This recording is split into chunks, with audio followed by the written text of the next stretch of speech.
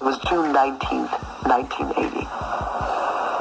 June 19th, 1980 was another occasion for counter-revolutionary destabilization. A bomb was placed where thousands of Grenadian patriots had gathered.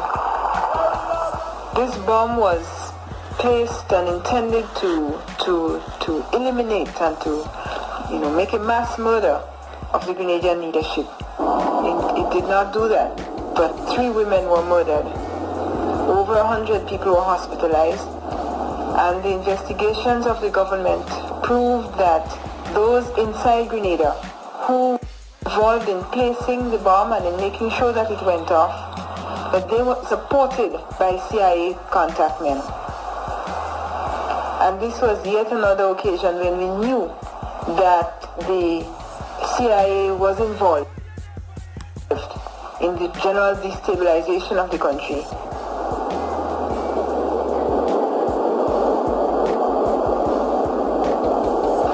On the small island of Grenada, at the southern end of the Caribbean chain, the Cubans, with Soviet financing and backing, are in the process of building an airfield with a 10,000-foot runway. Grenada doesn't even have an air force. Who is it intended for? The Soviet-Cuban militarization of Grenada, in short, can only be seen as power projection into the region, and it is I have talked with appropriate Navy personnel as well as Air Force personnel who stated unequivocally to me in direct response to questions. And their statement was that there is no military significance to this airport on the island of Grenada whatsoever. The problems in that region of the world are economic, political, and social and economic. They have to be solved in that context. These are not military problems. The present airport is too small for cargo planes and for jets, making it inadequate for meeting the needs set by international aviation. As people who are being destabilized. Also about human rights within the country. We have to struggle as people who are being destabilized every day to get people out there to understand the really devastating effects of propaganda. So Fula coming at you with another video on this 3rd day of so-called Black History Month. Shout outs to the whole LDBC. Now, what kind of inspired this video is just seeing the I want to say the social reality that we're in right now, on a worldly stage, but especially speaking from a West African state of mind, just observing, just sitting back and observing, and also reading different books about, grassroots revolutionary movements that were destabilized due to United States and Western imperialism. And I want to say this, and it's going to probably offend a lot of people, but Western imperialism is basically made up of many factors. It's made up of capitalism, it's made up of racism, it's made up of fascism, it's made up of superiority, inferiority complexes, it's made up of gentrification, it's made up of, I want to say, what's a good word? It's made up of colorism, it's made up of many different factors, it's made up of divide and conquer. These things are all characteristics of imperialism. And the excerpt that I played is about Grenada, the small island of Grenada. And due to like how many Caribbean people I know, and due to the fact that, you know, some of my training partners are from Caribbean, you get to pick their minds a lot. And, you know, the way they move, you know, you see why they move like that. And so, you know, just talking to Grenadians who have left Grenada because they said, you know, after the rebel, it's now a social backwater. You know, it's now a Caribbean backwater. It's now what they call a banana republic.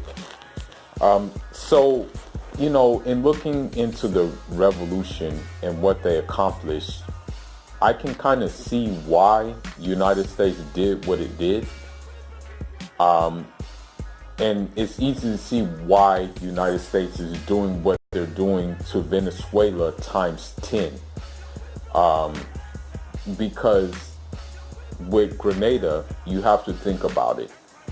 Many people call the leader of Grenada Maurice Bishop. They say he was the Hugo Chavez before Hugo Chavez, because the thing is about Maurice Bishop, and he's for another video altogether. I'm just going to touch on it brief.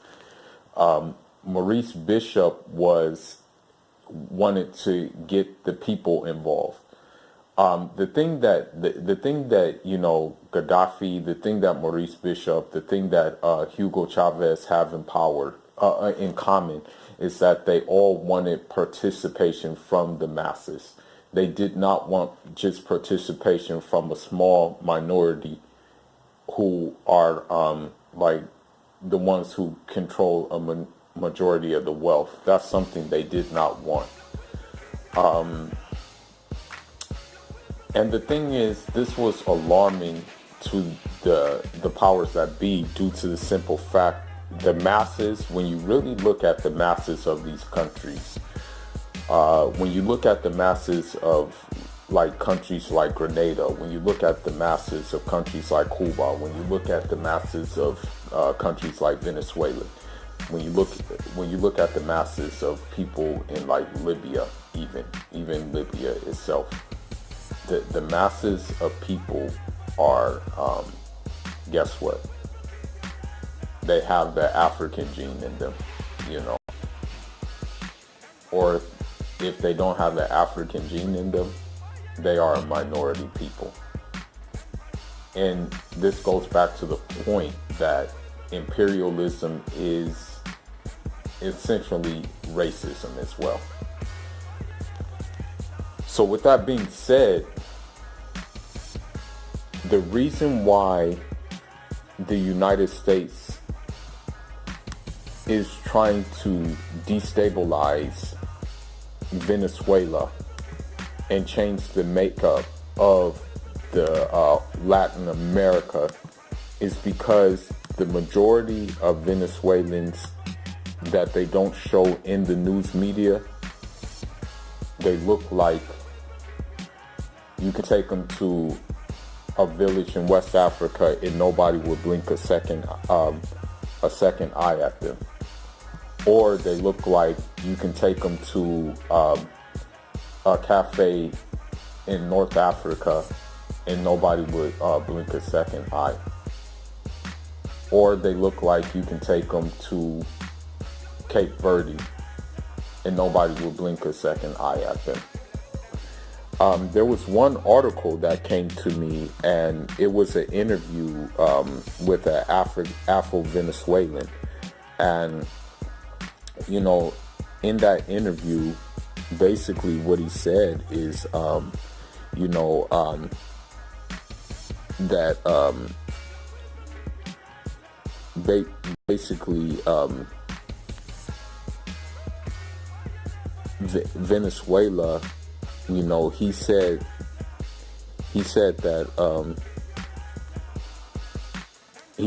Venezuela, you know, that the powers, the power that is trying to get in power, the fake president that came out of nowhere, you know, is pushing the agenda to hide the Africanness of Venezuela.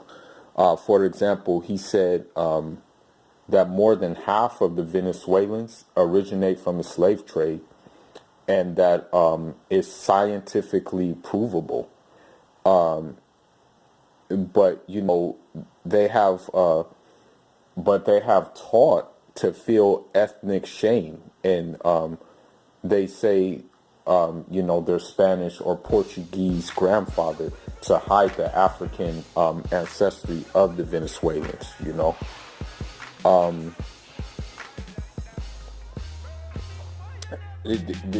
As with like a lot of Latin America, they do this a lot in Latin America all over. What they do is when you watch novellas and stuff like that, you see like a Caucasian blonde and blue-eyed actor and actresses to invisibilize the true Venezuela of African origin. And you can even hear this in the music and in the food and everything like that, and the thing is of course, there's been like open racism, which is the case like in the United States still, and in a lot of other places too. One certain journalist from the opposition of Venezuela said blacks are lazy because they spend their time sitting around on the beach and in their doorways. But when you do the history of like Latin America, you'll see that the revolutionaries of pre-colonial times were usually blacks. Like you have the maroons, as they call something like that. It's a Spanish word. I think it's called cimarrones or something like that.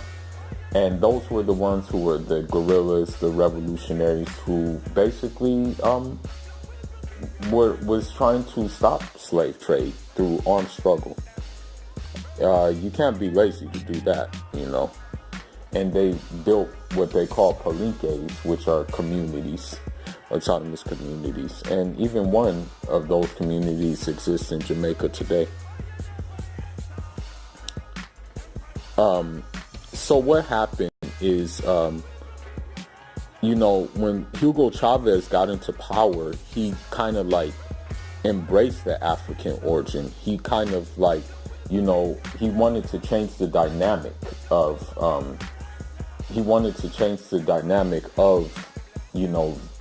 what Venezuela has been for so long.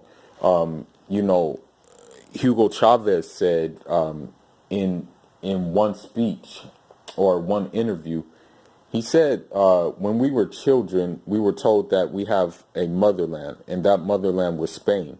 However, we have discovered later in our lives that, as a matter of fact, we have several motherlands, and one of the greatest motherlands of all is no doubt Africa. We love Africa, and every day we are much more aware of the roots we have in Africa. Racism is very characteristic of imperialism. Racism is very characteristic of capitalism. Katrina has a lot to do with racism, no doubt about it. Hate against me has to do with racism. Because of my big mouth, because of my curly hair, I'm so proud to have this mouth and this hair because it's African. And I want to piggyback off of that because you see it in Puerto Rico, even the way that the United States is treating Puerto Rico.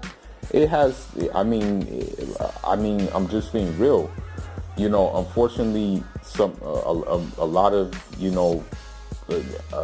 a great number of Puerto Ricans are, under this false pretense that like they fit in with the establishment, but really the establishment, which is majority Caucasoids, don't feel that way, But let's get on with the article. And I'm going to put this, and I'm going to just wrap it up and put it in perspective on how it links to the African world, the African continent.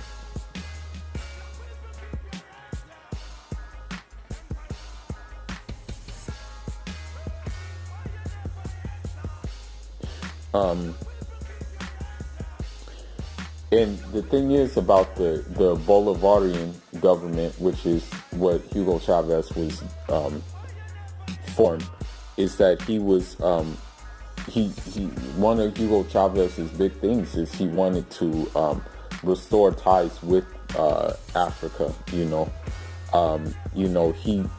went to the mother continent. He knew that Africa was a balance point in the contemporary world because of the natural resources there and things like that. What happened too is the African Union,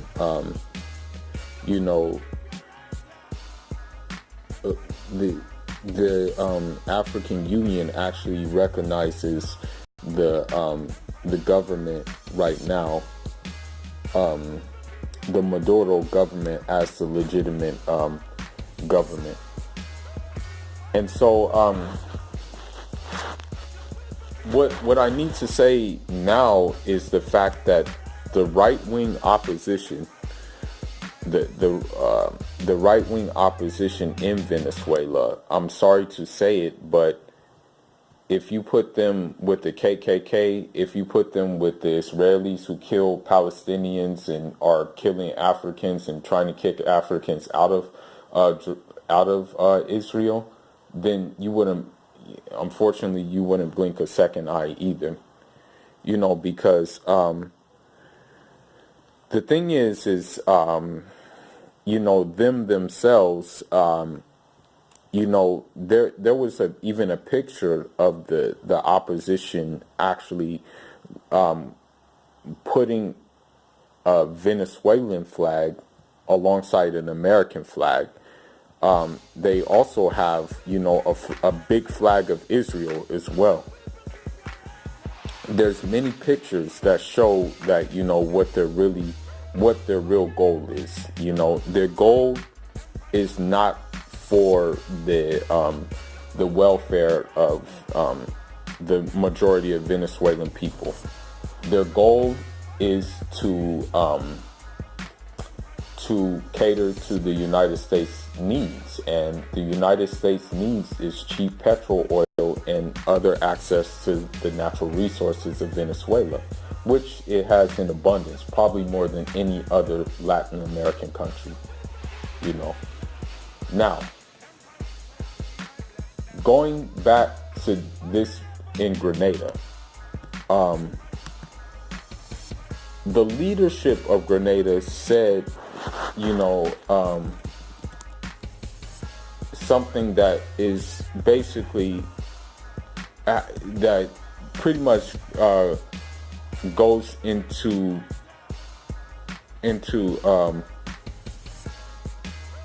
what the bottom line is of the other reason why the United States is doing what it's doing. Let me try to look for that speech real quick, okay? I'm gonna try to find the speech, That our decks, Hold on, I'm looking for it. we are able to mobilize and organize the people to cut out waste. Hold on. They understand that when 37 cents out of it, and one is the other minister's daughter. I want to look for it. But when the American Revolution came, which looked suspiciously suitable, we believe in service for life. Okay, well, it looks like I can't find the speech, but maybe I'll put the speech on in another video at the time. But basically the speech said that, the reason why Grenada is so dangerous to the Western power is because Grenada is African.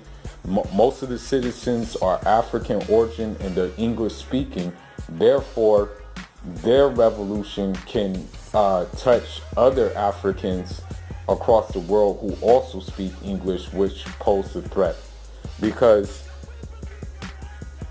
the thing is, the propaganda machine that the United States and these other nations use is designed to give a false pretense that these nations actually pose a threat when they don't.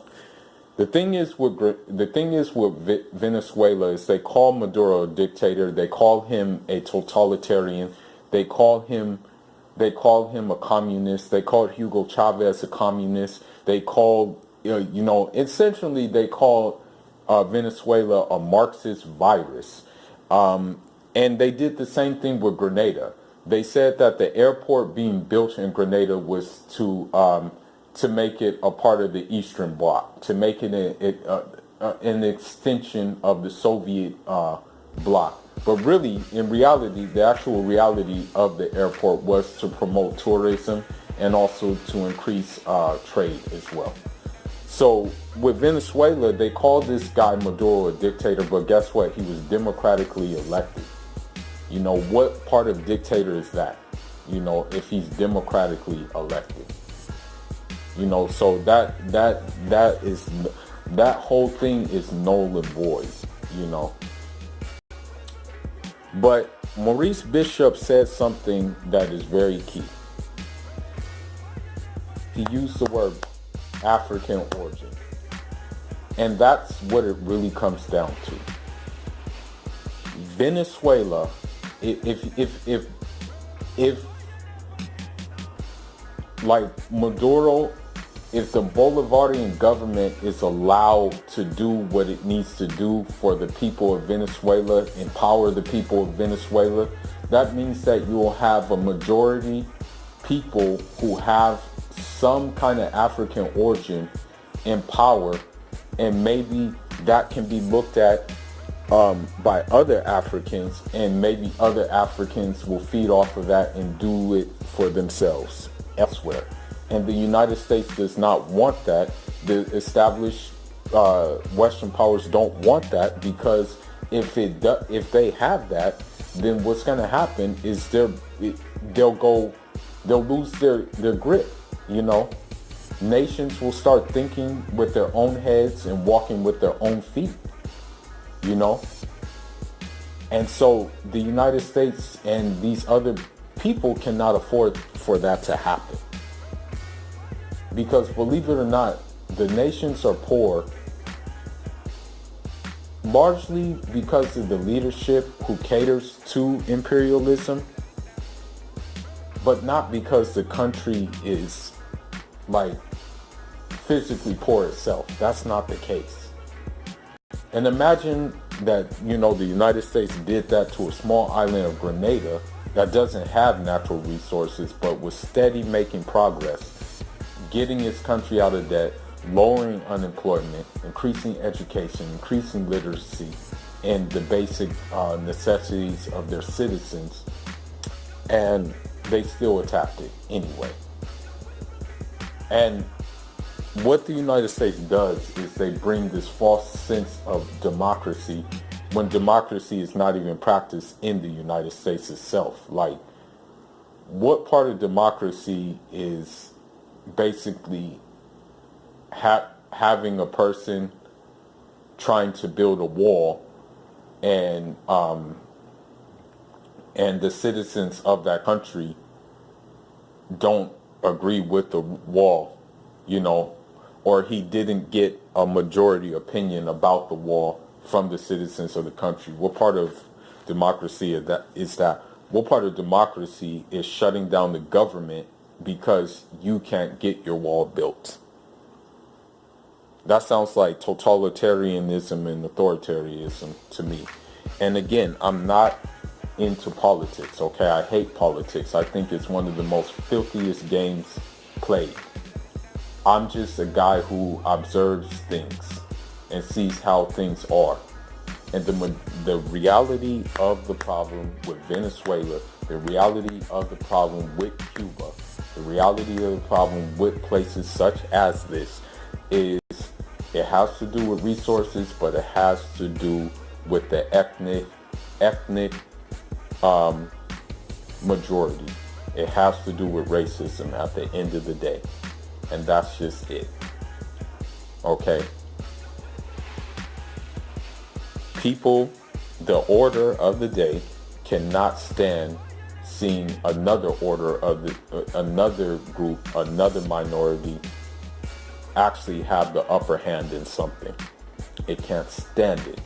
Historically, it's always been like that too. Okay. I'll give you another example real quick. North Korea. Okay.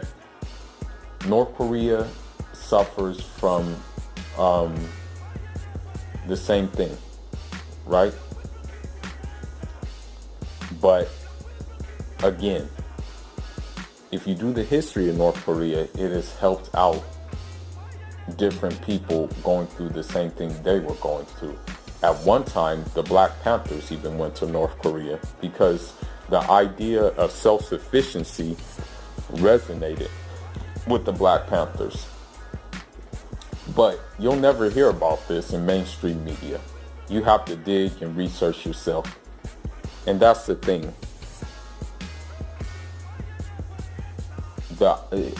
For every minority out there, I don't care if you're of African descent like myself, if you're of Hispanic descent, if you're of Asian descent, if you're of any descent, I encourage you to think for yourself. Think for yourself. Walk with your own feet. Think with your own head. Do not just buy the okie doke that networks like CNN, like networks like BBC, networks like Al Jazeera, networks like that sprue at you. They have an agenda too, okay? Don't let it fool you. It's not just cut and dry and them just promoting the news, okay? And so with that being said, maybe leave your thoughts and leave your comments. I'm open to collaborations. I'm going to try to get some Venezuelans on my channel so they can give you the real situation on what's really going on and not what the news shows, So stay tuned.